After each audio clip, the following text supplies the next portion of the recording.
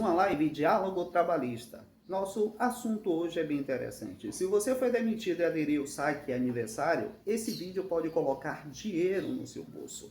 Muita gente não sabe, mas o governo federal publicou uma medida provisória liberando o valor do FGTS que estavam retidos.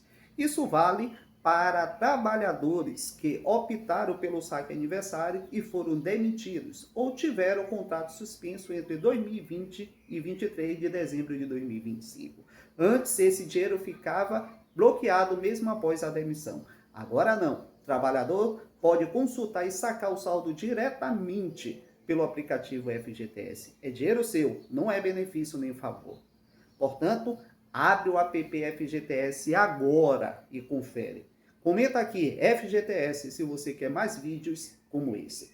Compartilhe com quem foi demitido. Forte abraço e até a próxima live.